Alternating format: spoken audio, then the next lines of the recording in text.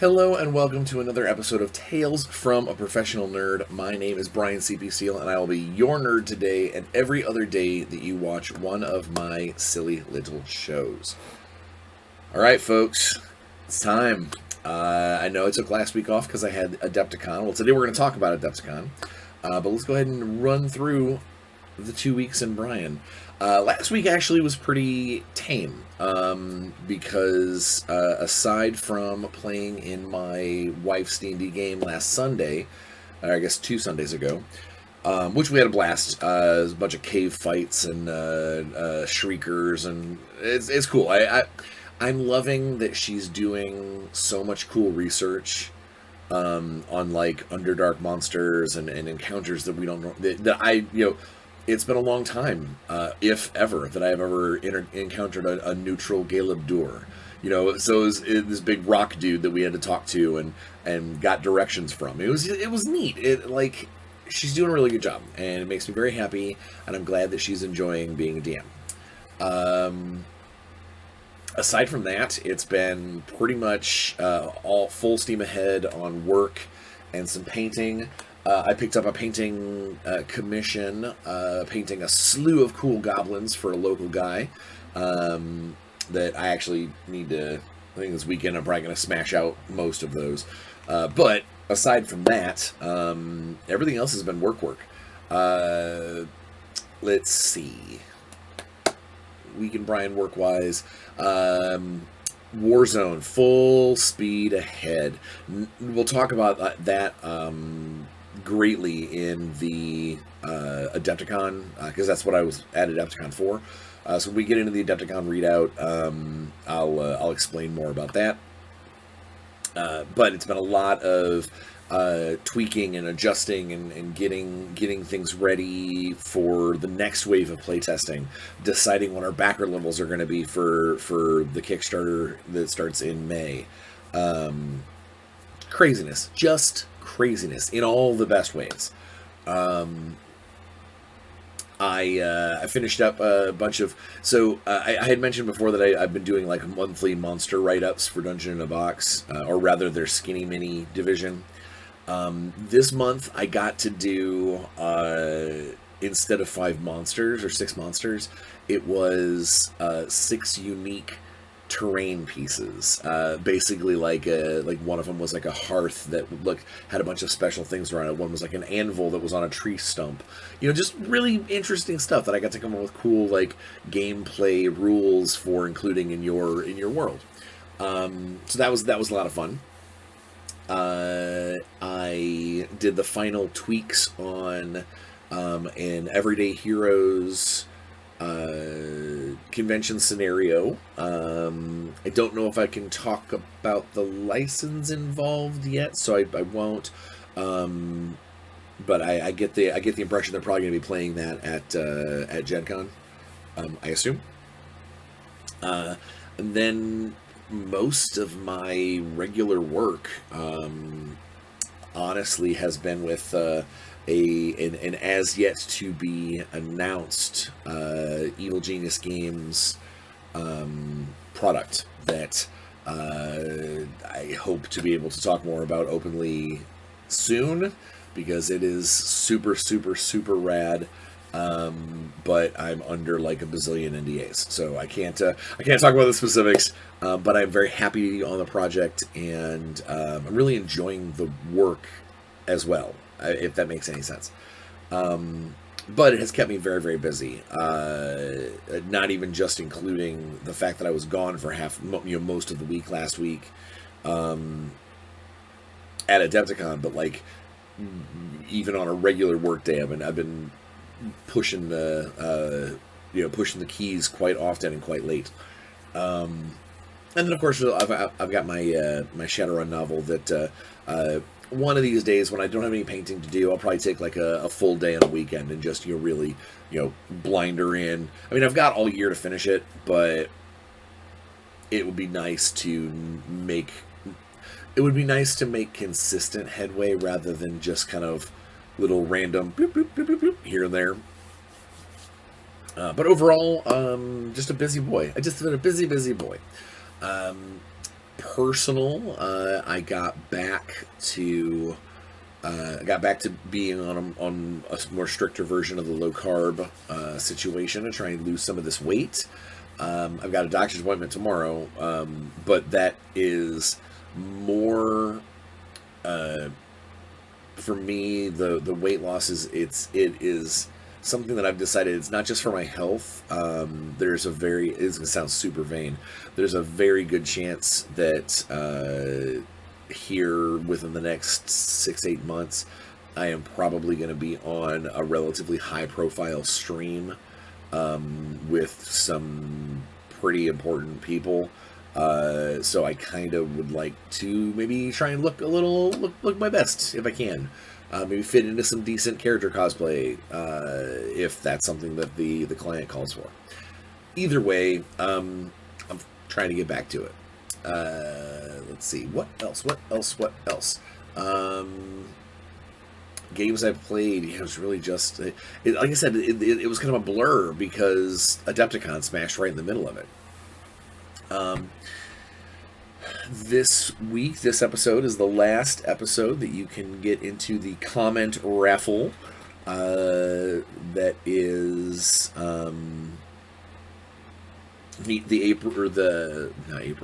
the March comment raffle before April begins. And just to let you know that, especially if you are a fan of upcoming Kickstarters, wink, there might be something cool in that comment raffle just for you. Yeah, so I guess let's get into it. Let's go ahead and talk about Adepticon. Before we even get into the show proper, let's talk about how the fact that I suffered from some very major wish I could be in two places at once situation over that convention. GaryCon only being like an hour and a half away and being one of my primary role-playing gig shows, and one of the only shows that I get a chance to see people where I get to really hang out with people like Stefan and Elisa and Luke, aside from like GameholeCon, because GameholeCon's amazing, and if I have any say whatsoever, I will not miss that show. Because that show is not only awesome. I mean, I definitely can't miss it this show. I'm a special guest, but like, I love that show, and it's a show where I feel like you get to play more games, rather than play more games, film more streams, rather than being, kind of pushing particular wares, like I would be at like GaryCon, but there are a handful of people that just don't do GameholeCon, but they do GaryCon, that would have been nice to see. So there's that lament, and I have heard through the grapevine that the next couple of years are not going to be any easier between those two shows. It's a super bummer. I wish people could talk it out, figure out what's going on, make it not fall in the same weekends every year. Maybe put a little extra time between them for the people who have to get work done in between, so they're not just butting convention up to convention. But yeah, so that's I definitely was missing my GaryCon family. But it was really, really nice to get back to Adepticon. So if you aren't aware, GaryCon is a very heavy role-playing game convention, and Adepticon is like the premier miniature game convention in the U.S. And while those two Venn diagrams do overlap quite a bit, there are definitely those who I see more at one than the other. So it's neat. It was neat going to Adepticon and seeing these people that I haven't seen at a show in years, aside from like Gen Con. But Gen Con's always such a crash that you almost barely remember talking to everybody. If you can't tell, my voice is still a little bit screwy because of doing tons of demos and talking and whatnot at the hall at Adepticon. Yeah, well, you know what? Let's just go week to week. So Wednesday, I pulled. I drove a little wide and grabbed Jake, one of the Resnova partners and one of the owners of Alpha Omega Hobby. I picked him up from the airport, and then we had some time to kill, or so we thought. So we went and grabbed a pizza, and just kind of caught up. It was just nice to talk and not always have everything be about work. Discussing discussing family stuff and just generally catching up. And then during that pizza dinner, we got a phone call that was like, "Hey, where are you guys at? We're setting the booth up." There was some time dilation issues that we were not expecting, and so we rushed back into Schaumburg because I drove him all the way out to Wheaton to have good pizza at Gino's East, and we get there, and booth is mostly set up. Just a few things here and there, taking some minis out, putting them in the case, just generally good stuff. We got everything put together. We got our new Resnova shirts. On the back there is the Warzone Eternal logo, which actually my hoodie, if I can move my head, so I got a Warzone Eternal hoodie to wear when it's nice and cold, because it is crazy warm. I tried wearing it Wednesday night and I was sweating like a crazy person. But then we all went our separate ways, got some food, unpacked our bags, chit-chatted, and then we met back up at actually the Games Workshop preview seminar Wednesday night. And so I like Games Workshop's games. I think they're great. I think a lot of their business practices are, I'm not going to say bad, they're just very profit-driven. Which a business is supposed to be, so don't give me that look. I felt part of this seminar display or whatever was truly masturbatory. I mean, like, it was, all right, everybody, let's cheer for the thing that that everybody's gonna cheer for, that we know is coming. We knew this was here. Rawr. There were instances during that reveal during that seminar that I don't know if maybe I'm just jaded and I'm not into some of the 40K aesthetic anymore or anything. I mean, I still have a bazillion points of Necrons. I play Heresy with my Emperor's Children. They put out a box of Terminators that look exactly like the last Terminators. They're just 8% bigger. And the room went insane. And all I heard was, amongst the cries, just these probably $75 box for 5 models that are the exact same as the ones before, just slightly larger. And I mean slightly. They put up a picture of the 3 of like 2 of the new ones and then the last version, and they're all painted the same because they're all Ultramarine Terminators. And honestly, if it wasn't for the label on the 3rd one saying previous version, I would have thought that it was the same kit. There was just one guy who was stooped down a little bit. I don't get it. I've talked to other people about it. They're like, "Oh my god, those Terminators are sick. They're the best." And I'm like, they're the exact same model. They're just a little bigger. So like, I just view it as they've been talked into wanting these true scale Terminators for so long that it doesn't matter whether or not they're innovated or any kind of new aspect to them. They got what they wanted, so everything is the best. We saw some preview models, but I gotta say the one part of the Warhammer seminar that literally I was like, what the heck is this for? Because it is doing nothing. was the first Q&A session where they sent people out with microphones into the crowd to ask questions. And no matter the question, the answer was so vague and so wishy-washy, and, well, we wouldn't put that, we wouldn't say that we wouldn't do that, it was all spin and PR. Never got a straight answer for any of them, except for one guy did ask about particular models that haven't been resculpted in like 10 years, and the guys on the stage, they did say that while, GW doesn't play any favorites, that they do sculpt things when they are inspired, and people don't get inspired by things that don't get played, so forth and so on. So it was neat to basically have them straight up say, yeah, no, there are some things that just haven't been sculpted because none of us think about it. None of the artists think about that one unit. And I guess from my perspective is that that's super the wrong way to go around it, because it is going to automatically create faction bias.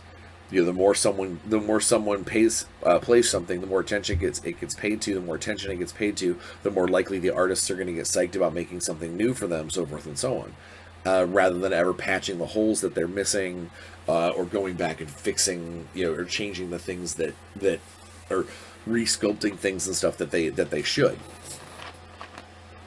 I personally feel that's backwards. Hang on. So.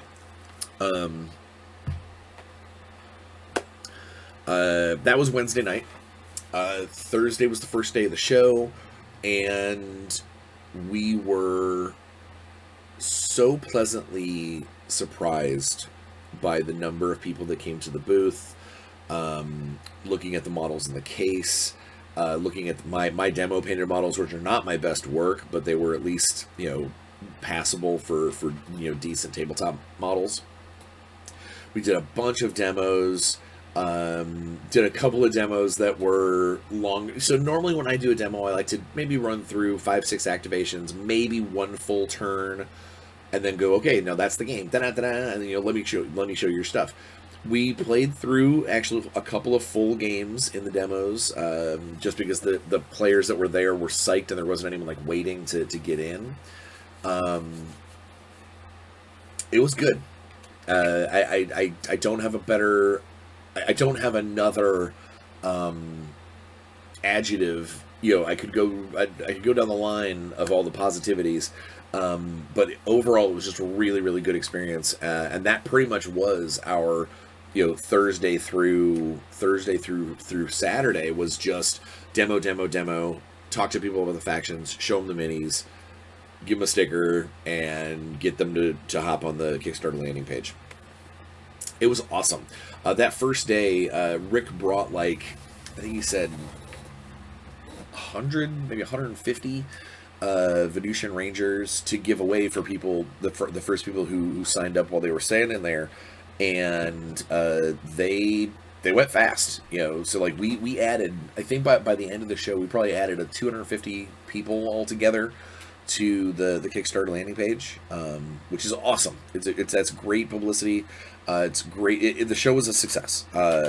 It got the game into people's hands. It got the models in front of miniature enthusiasts. We sent several sets of models to painters, to professional painters. So hopefully we'll be doing stuff on their streams in the next few weeks. We got the first of the actual box art painted factions, Cybertronic. We got the artist brought it to the booth. They look amazing. It was good. It was a really, really good show. Very positive in person. Talked to lots and lots of people. A lot of people that I hadn't seen in years because I haven't worked at Adepticon for a while. It was, oh my god, what are you doing? What's up with this? There were some people who maybe don't follow me on socials or don't watch the show. They didn't know that I was, kind of the head designer over at Warzone Eternal. They had no idea. So I know that we dragged in a few people to come, hey, come play my game. If you liked Dark Age, you'll love this. That kind of thing. it was just exciting. It was just it was a really positive outlook on the show.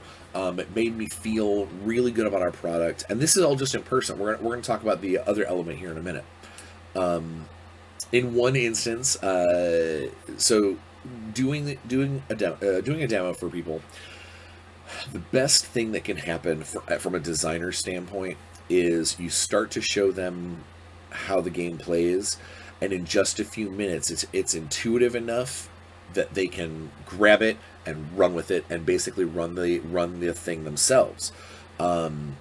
Yeah, they might have to ask a few questions about, like, oh, hey, can I aim? Or, oh, hey, what does this special ability do? Oh, it's on the back of your card. Like that kind of thing.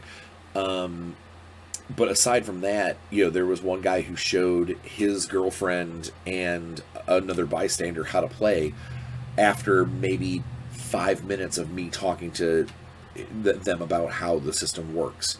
And so that means a lot to me. It means that it's easy to pick up it means it's extremely easy to pick up for miniature enthusiasts, and it means that it's on the easier side of things for new game players to understand once they've been kind of given that very rough elevator speech, that hopefully they'll be able to roll with it and get into the game, where there are some games out there that it takes a lot of learning curve. And while I think Warzone Eternal is a game that has a lot of tactical flexibility and has a lot of stuff that you will learn over time, the initial gameplay is very, very easy, and the initial equation is very, very easy. During one of the games, so I want to go ahead and bring this up because it was fantastic. This 15-year-old kid was playing, and they got into it. They were sucked into this game, and one of their Imperial Trenchers was the hero of the story. He killed like 2 undead legionnaires, a necromutant, and put like a wound on a centurion. He made tons of armor saves, failed a couple armor saves and got wound markers, but never failed it bad enough to die, even with the doubler of having all of his wound markers.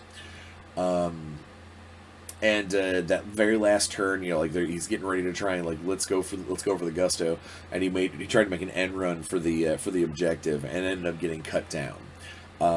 We made the joke that at the very end, the Trencher Dave, that Trencher Dave would be remembered forever for his valiant efforts and all the work he had put in and so forth. So I took a picture of him and I threw it up on Facebook, and I put a little story of how Trencher Dave came to be and what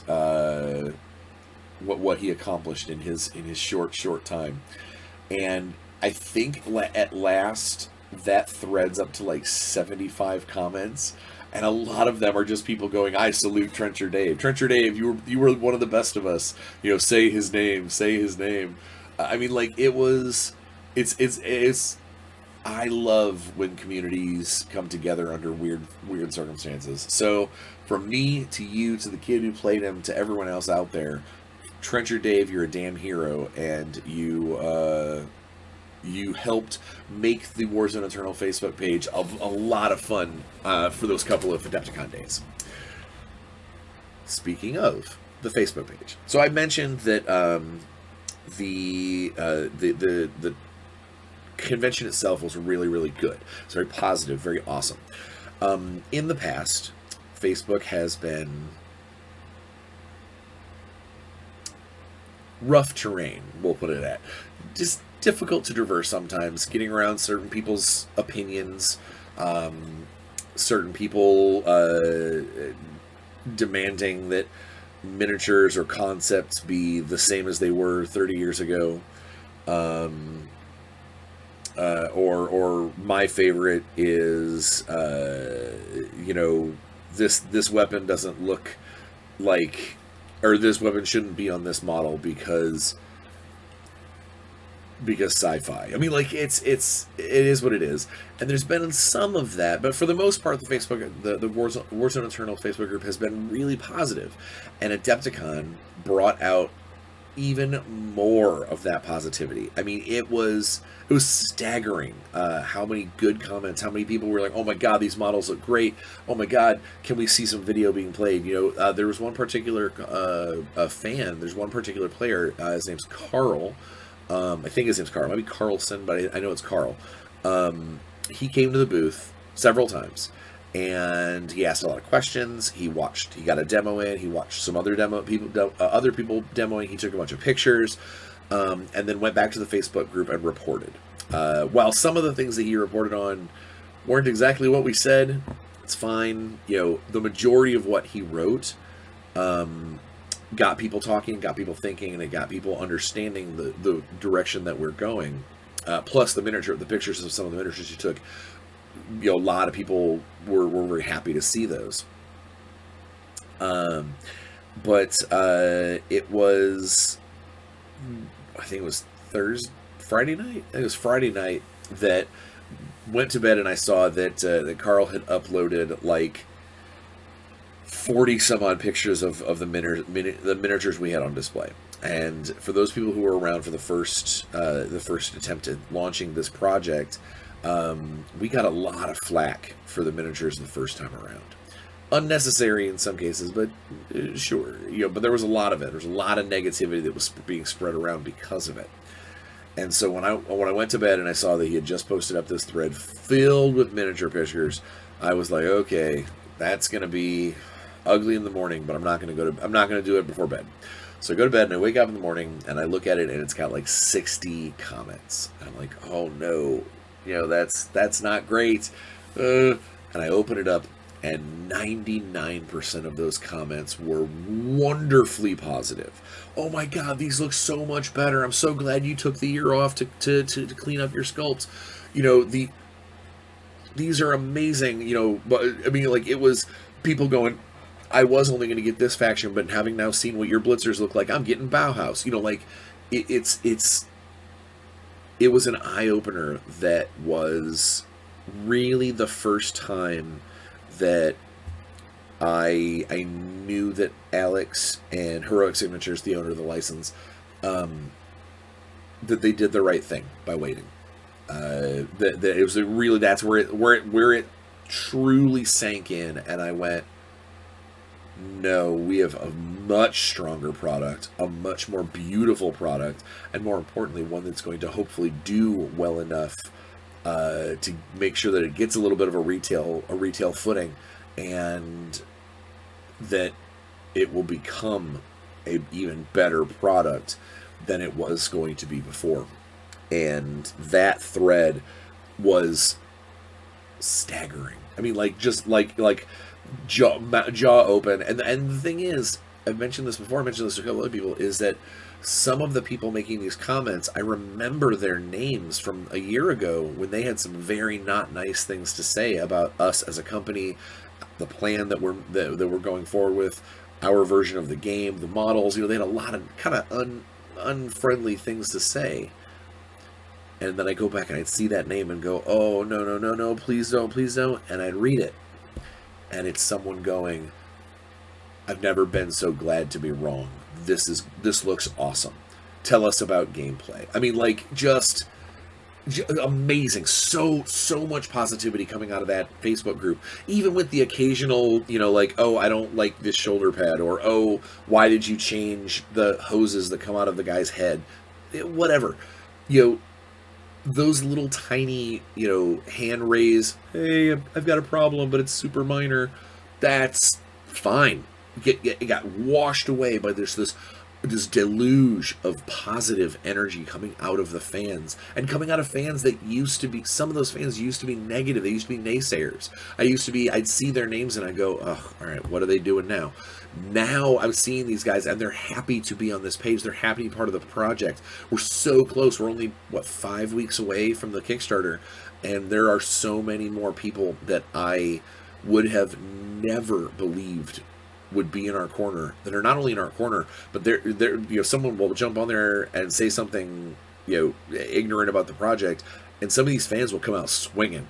You know, we've got defenders now. Like, it's so cool. It is such a cool feeling to know that we did the right thing, that we're going in the right direction. And so far, it seems that everything that we've been doing has been for the right reasons. You know, we weren't forced into doing any. You know, well, I guess we're gonna have to do it this way. We're doing what we want to do the way we want to do it. Maybe doing a little bit of shoehorning here and there to make it fit with the higher company, you know, the licensors and everything. But overall, it's still our project, our dream, and the fans are getting it. They're understanding it. They're enjoying it. I can't wait for May. Yeah, it's going to be super exhausting and, you know, stressful to no end, but I think it's going to be awesome. Not to mention, I'm going to try, you heard it here first, I'm going to try my best to go live for like pretty much the whole business day of the first day of the convention. I'm going to just like turn my YouTube live on the channel and just basically answer questions while I'm sitting there working on other stuff, you know, whatever. I'm gonna do my best. I can't promise anything because I've had troubles with YouTube Live before, but I'll see what I can do.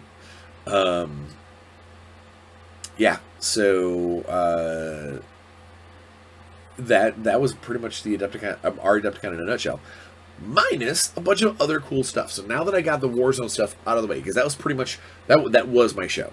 You know, the whole I was Warzoning it the whole time. I wanted to show you some cool things that we got. So, one of our friends, formerly of Monster Fight Club, his name's Aaron Dill.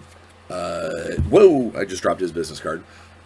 He's starting up his own business, and it was cool to see him there. He's got some miniatures that he's making, plus some very like dense wooden painter's handles, like hobby handles.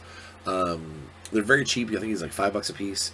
I told him that, you know, I was gonna grab one before I left the show, and I forgot. But I did want to go ahead and make sure that I got his address out to you guys. I'm gonna put it in the description of the video. If you're into you know, using, you know, those kind of hobby handles to paint your minis, it's like I said, his are hardwood. So they're not going to fall apart on you anytime soon, and they're like $5 a piece. So you should totally check him out. Plus, he's got some new minis coming out, like his own little sort of, not a minis game, but like his own little line of stuff. You should check those out too. I swung past our dear friends at Monument Hobbies, Jason Craze with Pro Acryl. I have not used them yet, but Jason set me up with his there's three of them. 3 new inks. There's washes. He's got a flesh wash, which is a very brown tan.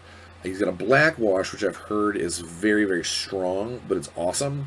And there's a brown wash, which is probably going to be good for like terrain and things, maybe some scorching on engine blocks and stuff. I haven't had a chance to use them yet, mostly because I didn't want to uncork them before I got them on video. But that's going to be fun. Plus, we gave Jason a couple of Mishima models to paint up on his stream. So if you follow Monument Hobbies and follow Jason Craze on Twitch, hopefully in the next handful of weeks or so, you might be able to see some of our Warzone Eternal stuff getting painted by an amazing painter. I need to get that card. Nah, no, I don't. Get it later. Let's see, what else? So this is the weirdest gift that stopped by. So one of the guys, he hung out of the booth almost all day Friday, or all day Thursday. Like, he was just there at the booth talking to us about stuff. He was a big Warzone fan, just super excited to be here, loved playing the game, enjoyed everything about it. And then on Friday, he swung by and he delivered us a handful, one for each of us on the team, Fisher space pens. Like, full-on NASA, they write in orbit, fancy ink pens. I chose the big silver one. I mean, it's got a little button on it. I mean, like, it's got texture. I mean, it's a fancy pen. I don't know. I guess because we were doing with a sci-fi license that he likes, he delivered us space pens. Maybe he worked for NASA. I honestly don't know. I just came back to the booth and there was a bunch of space pens there, and Rick was like, all right, that cool dude who was here, he dropped these off. So thank you, cool dude, for a cool space pen. My friends over at Games and Gears hooked me up with a couple of their double-ended, wash and dry brush style brushes. I'm a big fan of the brushes. Yeah, they're not as they might not hold up as long as like a Winsor Newton or maybe like a Wolfpack brush, but they definitely, if you take good care of them, they last a long time, and they do a good job for what they're supposed to do. Especially if you're into like wet blending, they're really good at that. So he'll hook me up with a couple of those. At the same time as helped us as Resnova figure out where we're going to be able to get our miniature bases from to fulfill the Kickstarter. When we start having to make thousands upon thousands of bases, the last thing you want to do is have to buy them at retail. That really bites into your profit margin for these models. Well, Sam knew some fabricators and hooked us up. So unless something goes completely wacky or awry, we've got our bases covered for the Kickstarter and potentially beyond. Now, this last thing was something I picked up on the last day. The booth next to us, I kind of caught half of his game pitch or his sales pitch to somebody, and I was like, take a look at this. And it is a Lethal Shadows paintbrush from Gamescape SF store.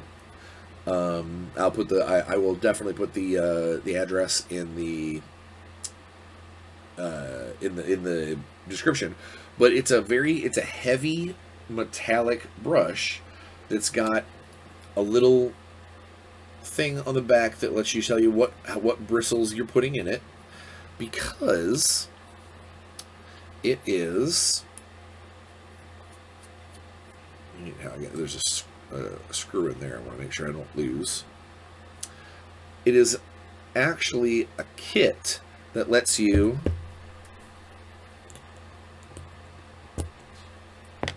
change out the nibs. And so basically you, like in this case, this is a 2, so I would just, to remind myself what I've got in there, I would set the back at 2, put this in the, put this in the gravity feed, put the spring in it, behind it, and then just screw it down. And I've got a very nice weighted, ergonomic, brush. It's a very interesting design. I haven't had a chance to use it yet, but for what it is and how much it was, or for what it is and what it's designed to do, that aluminum that aircraft aluminum handle is $20. And the little nibs are like $2 a piece, or like 5 for 3, and they create them all the way down to like triple-aught for threading. I'm excited to give that a real try, but even if it just ends up being an average brush, $20 handle, the nib itself is only $5. I'll pay average brush prices for something that is solid, isn't going to rot away when I rinsing it off in the thing. So like I said, I'm gonna give it a try and see if it holds up to the hype that the salesman gave me. But so far I'm really happy with it. I love the weight. I know that sounds weird that I love having that heft in my hand. Yeah, no, I plan on hopefully getting a chance to just paint some models with it, and I'll report back. But in the meantime, if you want to check it out, I'll put the address to his store in the description of the video, so you can go get one for yourself, and maybe you can tell us what you think. Let's see. I picked up some stuff for Fallout. I was given given some models for Bushido. I've never played Bushido, but I've got a friend that really wants me to get into it. So I am excited to get those eventually put together and painted. Obviously, it is not on my immediate to-do list because I've got so much going on, but I definitely want to at some point. Hopefully, maybe by Gen Con I'll have them at least, at least put together, based and primed, so I can sneak a game in if possible. Let's see what else. I think that's about it. It was a business show. It was go, lots of show. Got to, like I said, got to give a few minis away to some people to hopefully see some very cool paint jobs come out in the future.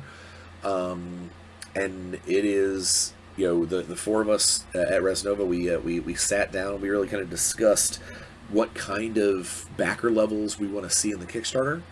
I'm not going to say exactly what we came up with, but there are a couple of things that we're going to try to do that we are sure that it's cool. Like, looking at it going, man, that's the kind of cool thing that I would do if I was watching this Kickstarter. But we're not going to go crazy. We don't want this to turn into a one up. We would rather it to be, it's about getting the models out into the people's hands, getting the game out in the world, getting retailers their merch so they can sell stuff. But then also have a few cool opportunities for for some of you diehard Warzone fans out there. So get on the landing page, go to Kickstarter, look us up, click on that hey, remind me when this happens, because we are going live May 2nd, and I'm hoping for just a tremendous outpouring right at the very beginning. Like, give us all that awesome steam. Let us unlock some of these cool things. That's what I'm talking about. But yeah, so that was Adepticon. It was a blur. Like I said, my voice is still not 100%. We demoed a lot. We showed a lot of people the game, and collectively, Rick put it the best, is that this show was one giant affirmation that we are doing the right thing. We are going about it the right way. We are playing this game the right way. Our design is tight. The models, the redesign on the models are great, and our ability to have listened to the fans after that false start a year ago and weed out the fans that are just complaining to complain, or the ones that are looking for something that none of us ever really wants to make, or the people who are clinging to something so old that gaming has gotten past them, let alone this particular game. And setting all of that stuff aside and finding the silver linings and all of those little dark corners, we know we're doing the right thing. This weekend really, really showed it to us.